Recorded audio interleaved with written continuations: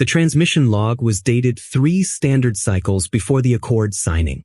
That detail, buried in a routine archival filing, was what first caught senior analyst Vethkar's attention, not because the date was wrong, but because the log showed no sender. A message without origin, received by every human vessel in the Shannara corridor simultaneously. Never flagged, never explained, never claimed by any human official. Just a 16-character alphanumeric string that the Galactic Oversight Bureau's best cryptographers spent 4 months decoding, only to discover it translated, in Old Terran maritime code, to a single phrase. Hold formation. Vethkara stared at those 2 words for a long time. Then she looked out her office window at the empty docking berths where the human fleet used to be, and felt the first cold thread of something she did not have a name for yet. The accord had been presented to humanity on the 43rd day of the Conclave of Shannara, and by any objective measure, it was not a negotiation. Ambassador Sarah Voss stood at the center of the Grand Chamber, a space designed, as all conclave architecture was, to reduce its occupants to appropriate scale. The ceiling arched 300 meters above the floor. The 9 delegations of the Shannara Compact sat elevated, their viewing platforms arranged in a semicircle that ensured any speaker at the podium below looked up at everyone simultaneously. The effect was not accidental. The Compact's position is simple, said High Executor Draval, his voice translated through the chamber's harmonic array with the particular flatness that always accompanied Draval's pronouncements, not emotionless, but calibrated. Draval was Vithran, a species that had been spacefaring for 11,000 years. He had the particular patient stillness of something that had watched empires collapse and found the process professionally interesting. Humanity has been a galactic presence for 87 of your years.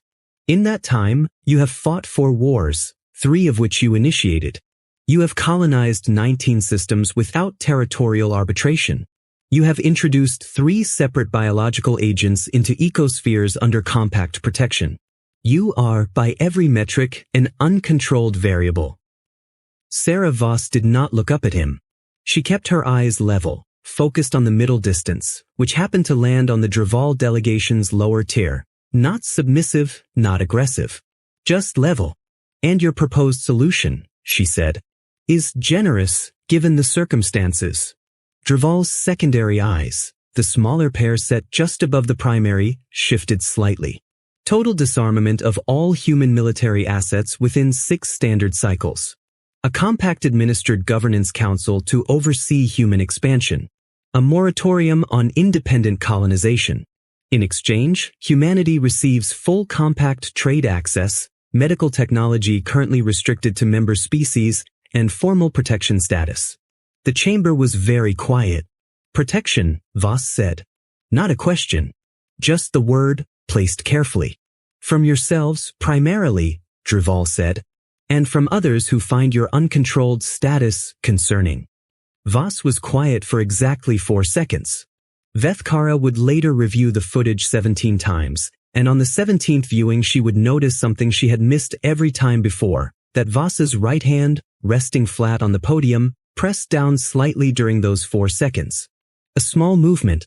The kind a person makes when they are steadying themselves against something they are not allowed to show. I'll need to consult with my government, Voss said. Of course, said Draval. You have 30 cycles. Humanity agreed in 22. The disarmament was the thing that everyone in the compact understood. It was the speed that nobody could explain. Vethkara had been a behavioral analyst for 21 years. She had studied species in transition, the Calvareth capitulation, the Murin voluntary integration, the 3 separate Drishan territorial surrenders, and in every case, there was a predictable psychological signature. Denial. Resistance. Internal fracturing. Political actors who saw advantage in delay. Even species that ultimately accepted imposed terms almost always generated significant internal opposition that stretched the process across cycles. Humanity did it in 22 days. Not just agreed either. They moved. Decommissioning started before the ink signatures had cleared processing. Human warships began pulling back from forward positions within 48 hours of the announcement. By day 15, 3 of the 7 human fleet groups had already begun the docking protocols at compact-designated disarmament stations. "They're terrified," said Vethkara's supervisor, Overseer Pelrin, when she brought him the early reports. "The Accords scared them into compliance. That's what rapid capitulation looks like." "I've seen rapid capitulation," Vethkara said. "It doesn't look like this." "What does it look like?" She set the report on his desk. "It looks disorganized. Panic-driven compliance always generates procedural errors, missed filings, contradictory orders. This is clean. The decommissioning sequence is perfectly staged. They're not rushing there." She stopped. "They're what?" Pelrin asked. She picked up the report again. "Executing a prepared plan," she said slowly. Pelrin waved a primary appendage. "Humans are procedurally capable. That's documented." "Their military is executing a prepared plan," she said. "The decommissioning sequence. It's not improvised compliance. Someone wrote this out in advance." Pelrin was quiet for a moment. Before the accord was even finalized? Possibly before the accord was proposed. She would spend the next 3 weeks trying to convince someone that this mattered. She largely failed. The compact was celebrating. The uncontrolled variable was finally under control. This was not a moment for behavioral analysts to raise uncomfortable procedural questions. And then, on Cycle 47, the first fleet group finished decommissioning and sailed their warships into the designated compact holding station at Farah's orbital. All 112 of them. The station's intake coordinator, a meticulous Vithran bureaucrat named Korath, filed his standard receipt and forwarded the documentation through normal channels. Vethkar received a copy because she was on the disarmament monitoring list. She almost didn't read it. The number that stopped her was not 112. It was in the footnote. Cross-referenced ship IDs against the Joint Galactic Registry. Standard procedure, done automatically by the processing system. 73 of the 112 vessels had been registered to the human military for fewer than 6 months. They weren't old warships being decommissioned. They were barely finished being built. She filed an inquiry. The inquiry was routed to a committee. The committee met in 17 cycles. By then, the second fleet group had completed decommissioning, and the third was halfway through, and the Compact High Council had issued a formal commendation for humanity's unprecedented cooperative spirit. Vethkara started building a private file. It was the habit of a good analyst. Not conspiracy, just documentation. Anomalies collected against the possibility of future pattern recognition. She noted the new ships. She noted the absence of the mysterious transmission sender. She noted the speed of the Accord acceptance. She noted something else, smaller, that she almost categorized as trivial. In the 87 years of human galactic presence, the human military had never once publicized its total fleet count. Every other species in the compact had registry numbers that were publicly verifiable. The Vithran published annual fleet reports as a matter of diplomatic custom. Even the historically secretive Calvareth had opened their military registration to compact oversight as part of their integration terms. Humans had resisted every attempt to establish a definitive count. The arguments were always procedural: privacy protections, national sovereignty, administrative complexity.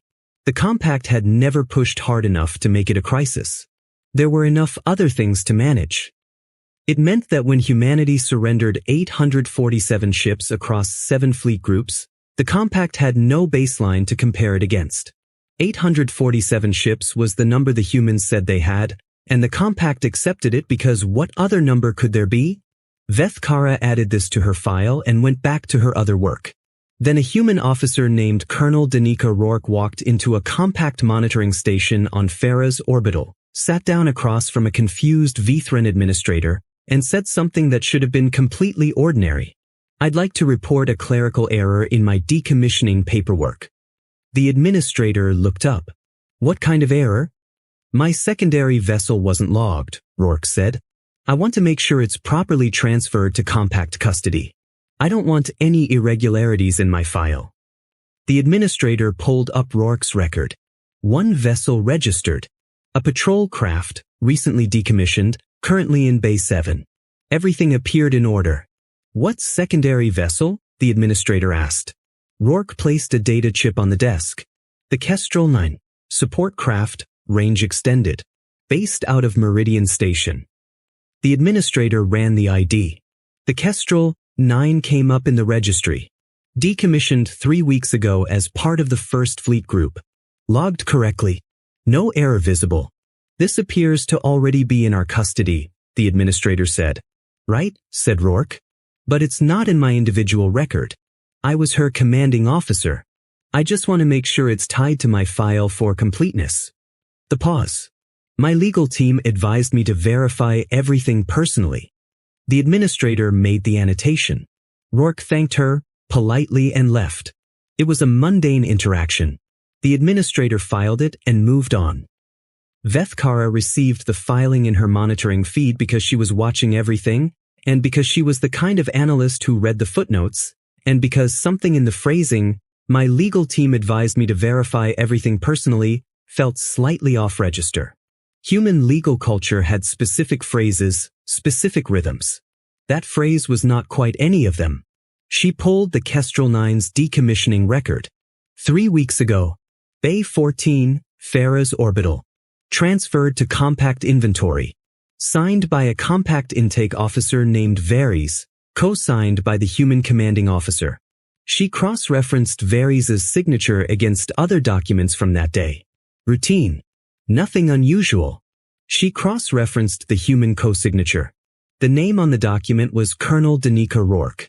The date on the document was the same day that Colonel Danica Rourke was logged in the compact medical facility on Shannara Prime for a respiratory treatment.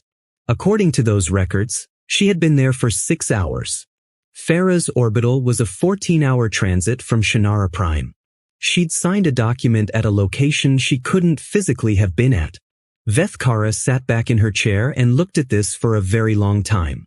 Then she sent an urgent message to Overseer Pelrin marked for immediate review, and this time, 3 days later, he called her back. Your signature discrepancy, he said. I reviewed it. And? The medical records may be misfiled. Farah's and Shannara both use the Compact's standard health registry. There are known synchronization errors. There are synchronization errors, she repeated, that create false records of where a human officer was located on the day she signed a decommissioning document. It's the most likely explanation. And the new ships? The transmission with no sender. Vethkara. His voice was not unkind. You are finding patterns in noise. The disarmament is proceeding correctly. The Council is satisfied. You have no evidence of wrongdoing. You have a filing anomaly and a medical records error and a transmission that probably represents a systems glitch. Let it go. She did not let it go. The revelation, when it came, arrived not through her investigation but through an accident of catastrophic proportions on the other side of the Compact's jurisdiction. The grain sovereignty had been a problem for 30 years, a militarized isolationist state on the Compact's outer rim that had never signed any multilateral agreements and had spent decades acquiring weapons systems through irregular channels. They weren't powerful enough to threaten the Compact directly. They were powerful enough to be an ongoing nuisance, raiding shipping lanes, destabilizing border systems, and maintaining just enough plausible deniability to avoid a formal Compact response. On cycle 91 of the disarmament year, the grain sovereignty moved against the human colony at Aldris 4. It wasn't an ambush, exactly, more a calculated exploitation of the post-accord vulnerability window. Humanity had just handed over its military assets. Humanity's colonies on the outer rim were no longer covered by human naval patrol. The Compact had not yet deployed governance protection in those areas. For approximately 3 months, a small stretch of formerly human-defended space was, by any practical measure, undefended. The grain clearly did their math and liked the answer. 47 grain combat vessels jumped into the Aldris system at 0300 standard. They destroyed the 2 Compact observer ships that happened to be there, a provocation against the Compact itself, carefully sized to be too small to trigger an immediate Compact military response, and moved on the colony. Aldris 4 had a population of 312,000 humans, a civilian administrative staff, and no military assets of any kind. By the terms of the accord, it was required to have no military assets of any kind. The Compact High Council convened an emergency session. Deliberations on an appropriate response were projected to take 3 to 5 cycles. The Grain fleet reached Aldris IV's orbital in 11 hours. And then, over the course of approximately 4 minutes, something happened that would be analyzed, reconstructed, debated, and ultimately never fully explained to the satisfaction of anyone who tried. Commander Asha Britton, ranking human officer present on Aldris IV, technically a colonial administrator since her military commission had been formally surrendered under the accord, sent a single message to Compact authorities at the 8-hour mark, when the Grain approach trajectory was locked and contact was 2.5 hours away. We have the situation managed. Please hold response forces at current positions. Then she closed the channel. Managed, said High Council Liaison Farath, staring at the message. She has 47 warships incoming and no military capability, and she says she has it managed. Nobody in the council chamber had an answer. They held response forces at current positions, partly because Farath's bewilderment had somehow transferred itself into a kind of paralysis, and partly because the response forces were 6 hours away and the math didn't work anyway. At the Compact's monitoring station with an active sensor sweep of Aldris space, a junior analyst named Ashprit was watching the Grain approach on a tactical display when the passive long-range arrays started returning anomalous readings at the system's outer edge. Mass shadows. Significant ones. He adjusted the sensor parameters, thinking instrument error. The shadows didn't resolve into background noise. They resolved into more shadows, densely packed, arranged in formations that passive sensors weren't designed to properly map. He flagged his supervisor. His supervisor adjusted the sensors again. Then stood very still. "What is that?" the supervisor asked. "I don't know," Ashprit said. "Is it the Grain?" "The Grain are already at the orbital. This is," he did the range calculation, "coming from outside the system." "How many contacts?" Ashprit ran the mass shadow count 3 times. The number changed slightly each time, depending on which reading he trusted and how he handled the overlap anomalies. The lowest reasonable estimate was 400 contacts. The highest was over 1,000. He looked at his supervisor. "Get me a line to Compact High Council," his supervisor said quietly. "Now." What happened next took 11 minutes and has been called, by subsequent historians, either the most perfectly executed strategic maneuver in recorded galactic history or proof that humanity had been operating on a completely different cognitive framework than anyone in the Compact had assumed. The fleet that emerged from the Aldris system's outer edge bore no registry markers, no identification transponders, no formal designation that matched any Compact-registered vessel. They were, in the strictest technical sense, ships that did not officially exist. They moved with the precision of a single organism, the kind of coordination that required either exceptional communication technology or something that Vethkara, watching the sensor data from her office as it was urgently routed through every Compact monitoring channel simultaneously, would later describe as the most frightening word she could think of: rehearsal. They had practiced this. The Grain fleet had 47 vessels and some of the best tactical commanders in the Outer Rim. They were suddenly facing a numerical opposition that had appeared from outside a sealed system, which was not possible under any conventional drive technology, had surrounded them on a vector that would have required staging from a position that should have been empty space, and showed no intention of communicating. The Grain Admiral sent an identification challenge. Standard protocol.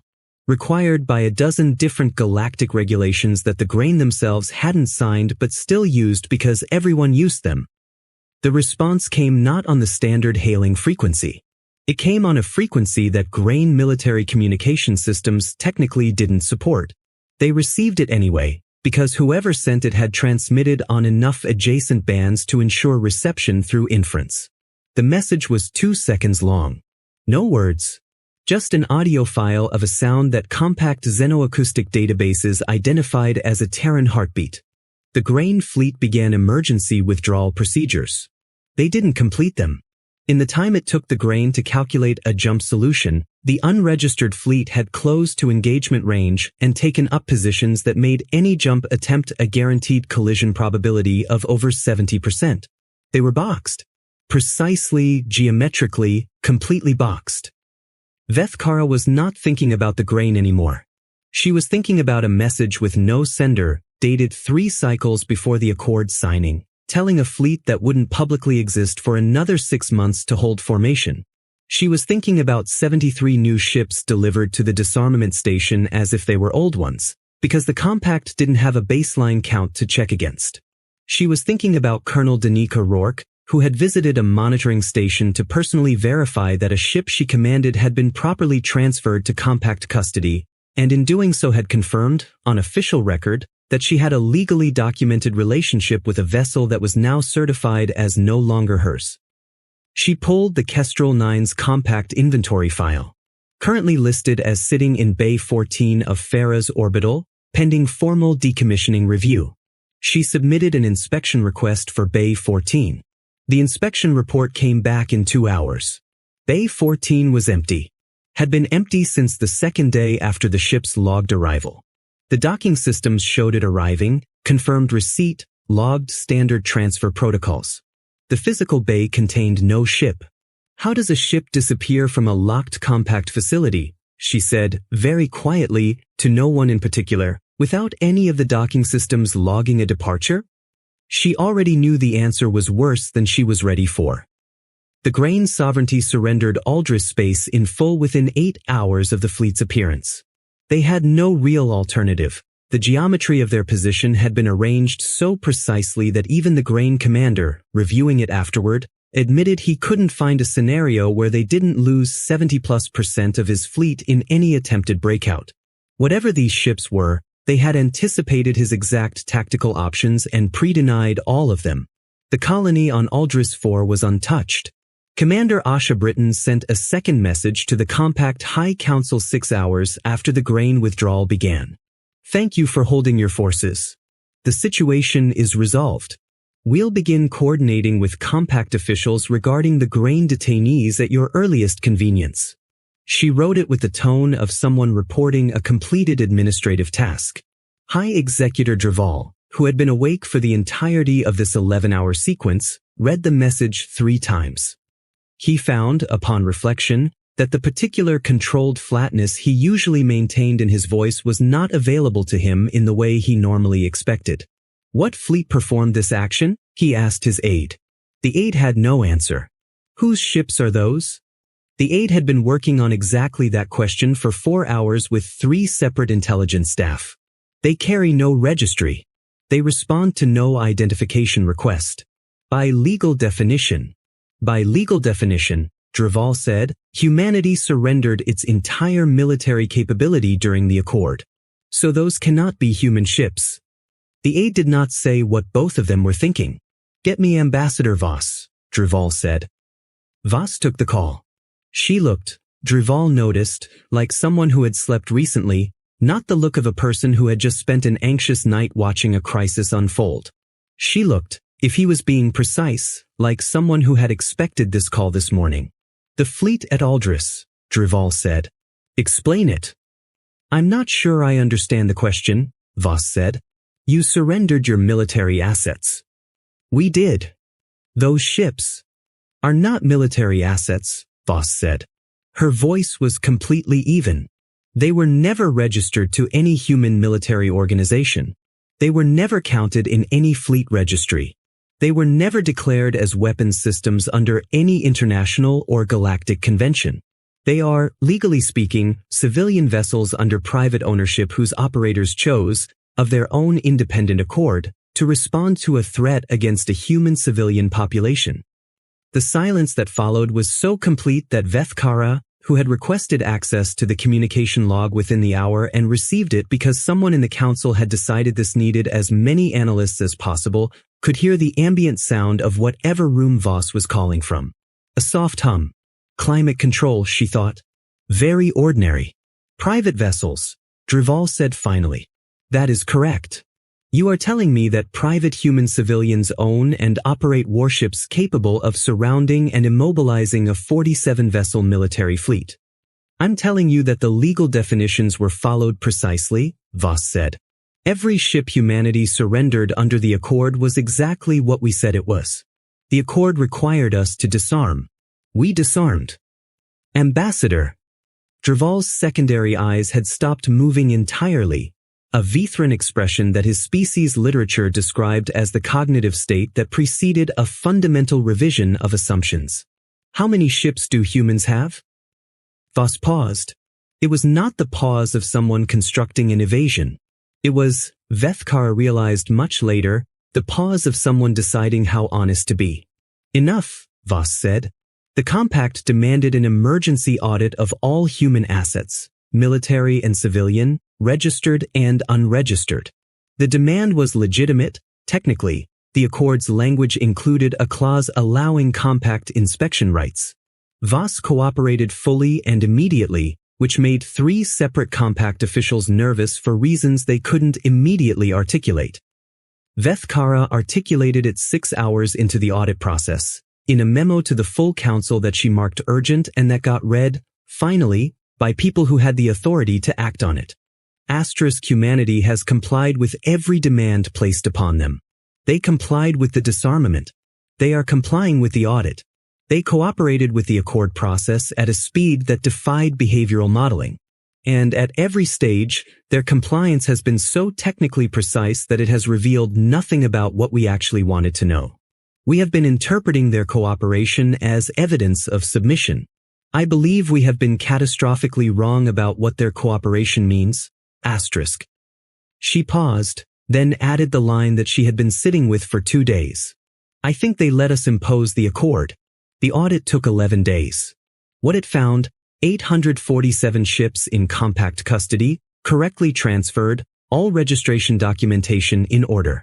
No evidence of additional registered human military vessels. A legal framework for human private vessel ownership that had been carefully constructed over 40 years through normal democratic processes, which incidentally made no distinction between civilian and military-grade ship classes beyond the narrowest technical definitions. A culture, documented extensively in human historical and legal records, of individual rights to self-defense that extended, under human legal theory, long established and entirely consistent, to organized collective self-defense by private citizen groups. Everything was legal. Everything had been legal before the Accord. The Accord had, if anything, made it more legal by removing the government military as a competing interest. The Compact High Council sat with this for a long time. They didn't hide anything, Draval said at last. His voice had the quality of something that had just passed through a transition and not come out the same. They published their legal framework. They disclosed their civilian ownership laws. All of this was available for review. We didn't know to look for it, said Council Member Thesavir. We didn't know to look, Draval said, with a precision that made the distinction feel important, because the concept of private citizens organizing a military force of this scale falls outside any strategic model any member species has operated under in recorded history. The concept does exist in human history, Vethkara said.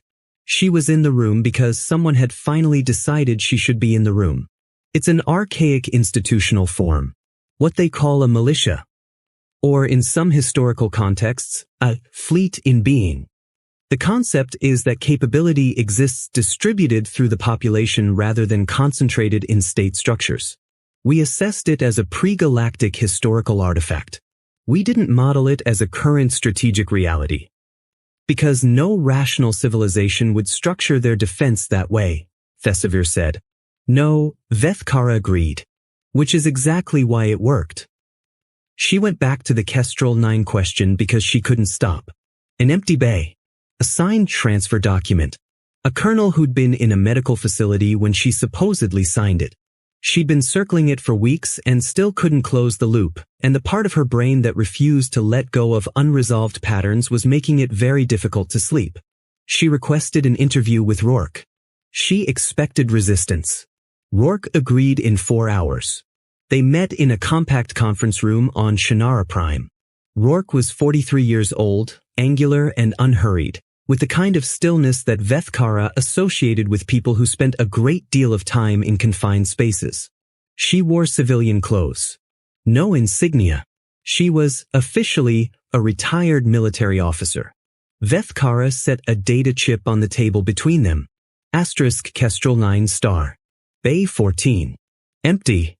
Rourke looked at the chip, then at Vethkar. I reported the clerical error. It's in the record. Where is the ship? That's a question for compact inventory management. Once it transferred to your custody, Colonel. Vethkara folded her primary limbs in the gesture her species used to indicate that she was choosing to speak plainly and expected the same. I'm not building a case. I'm trying to understand something. This is a personal request from someone who has spent 3 months watching your species do something that I cannot fully explain, and I am asking you to help me understand it. Just that. Rourke was quiet for a moment. She looked at the chip again. What do you want to understand? She asked. The Kestrel 9 signature, Vethkara said. You were in the medical facility. You didn't sign that document. Someone signed it for you. Which means the transfer was deliberately documented with a provable anomaly. She paused. You wanted us to find the discrepancy. Something in Rourke's expression shifted. Not much. Just enough. We needed the audit trail to hold up, Rourke said. Her voice was careful. Not evasive. Careful, the way someone speaks when they are being more honest than they are supposed to be. The accord was always going to be reviewed. Someone was always going to check our compliance. We needed every document to be technically correct and legally sound. We needed the transfer paperwork to be real and verified. But the ship itself was never in Bay 14, Rourke said. The administrative logging said it was.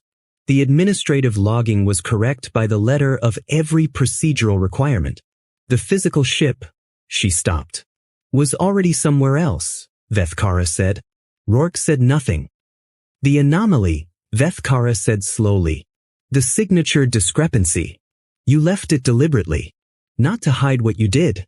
To create a record that drew attention to the specific document, so that when if an analyst found the empty bay, there was already a documented chain establishing that the ship was transferred. Legally transferred. Logged correctly. Just. Not physically present, Rourke said. Where is it? Rourke finally looked up and met Vethkara's eyes directly. The first time she'd done that in the conversation, Vethkara realized. You understand that this conversation has limits. I understand that. The pause. Then, find Aldris 4's sensor logs from the first 4 minutes of engagement. Find the ship with the support class mass signature running communications relay on the northeast engagement vector. That ship was doing something very specific. Something that required a range-extended support craft. Rourke's voice was completely steady. That ship was there because someone told a story with its absence. Vethkara went back to the sensor logs. The Kestrel 9 wasn't in compact custody. It never had been. It had been communications relay for the unregistered fleet, the critical link in a coordination network that had allowed hundreds of vessels to operate with the precision of a single organism. Without it, the operation didn't work. It was not a warship. The Accord hadn't required its surrender because it wasn't classified as a warship. It was a support craft with exceptional range, owned privately, operated by a retired colonel who had visited a compact monitoring station to personally verify, on the official record, that she had a documented relationship with it, one that had been correctly transferred to compact custody, on paper, in a way that would survive any subsequent legal challenge. It had never been transferred. The document was fraudulent, and the anomaly was in the document, and the anomaly was left there so that Vethkara, or someone like Vethkara, would eventually find it and dig, and in digging would find the truth. They had wanted someone to know. Not publicly. Not as an admission. She sat with this for a long time. The Compact convened its formal response session on Cycle 104. The question before the Council was deceptively simple. What, legally, could be done about the unregistered human fleet?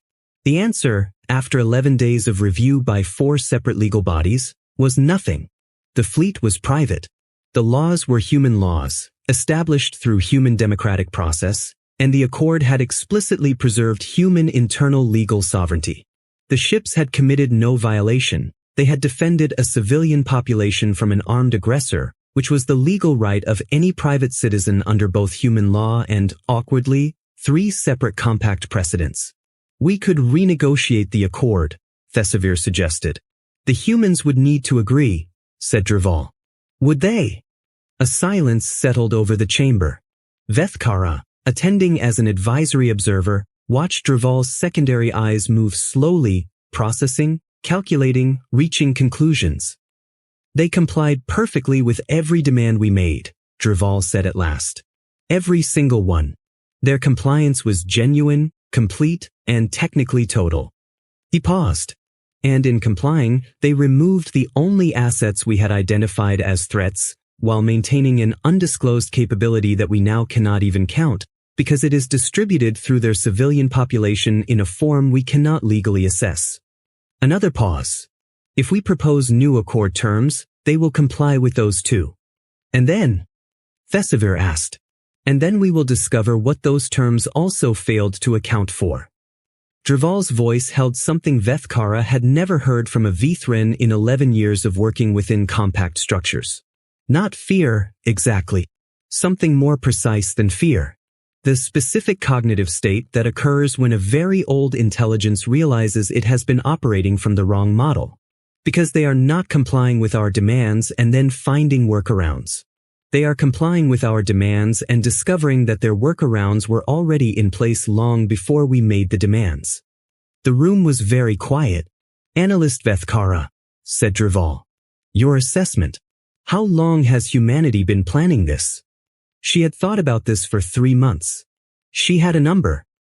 The civilian vessel ownership legal framework dates back 41 years, she said. The fleet coordination protocols were built into their private shipbuilding industries 17 years ago. I traced it through procurement records. The practice formation signals. She stopped. Drew a breath. The message with no sender that went out 3 cycles before the accord signing? I broke the timestamp encryption last week. It wasn't sent 3 cycles before the accord. The timestamp was reformatted. The original send date was 11 years ago. The chamber was so quiet she could hear her own breath. They have been building this for 11 years, she said. Before the accord was proposed. Before the compact formally classified them as an uncontrolled variable. Before most of the current human government was even in office. She looked at Draval. They didn't plan this in response to our demands. We issued our demands into a situation that was already planned. Draval's secondary eyes went still again. They anticipated us, he said. They anticipated someone, Vethkara said. I don't think they knew it would be us specifically. I think they looked at what kind of species they were, and what kind of galaxy this is, and they decided that someday someone powerful would try to take their ability to defend themselves. And they made sure that no matter what that looked like legally, the underlying capability would remain.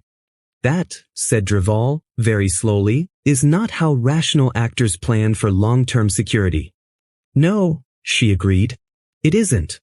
She thought of Voss at the podium. The hand pressing flat. The 4 seconds. She thought of Rourke in the conference room, telling her where to look. She thought of Commander Britton, saying we have the situation managed with the tone of someone reporting a completed administrative task, 2.5 hours before a fleet that didn't legally exist appeared from empty space. High Executor, she said. I have been trying to identify what category of strategic actor humanity represents. What framework applies to them?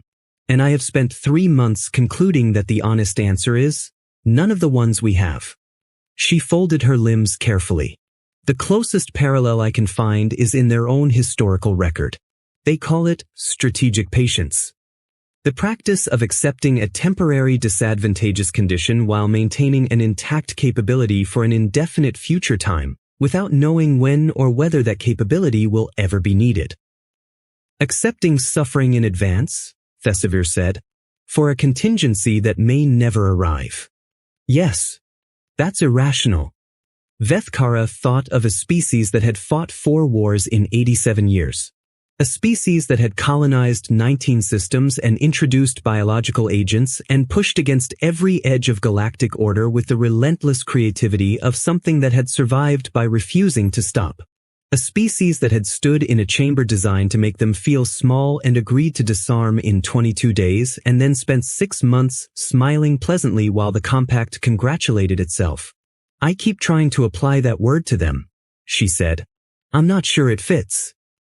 The compact and humanity eventually reached a new framework.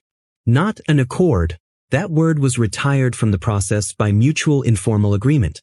A partnership document. The terms were negotiated over 14 cycles, and Voss led the human delegation with the same level, controlled attention she had shown in the original chamber, and the final document was signed with ceremony and genuine warmth on both sides. It included, at Vethkara's recommendation, a formal provision acknowledging that the Compact's assessment frameworks for human strategic behavior required ongoing revision. She thought it was the most honest thing the Compact had ever written. The Kestrel 9 was never officially located. Its Compact transfer documentation was never formally challenged.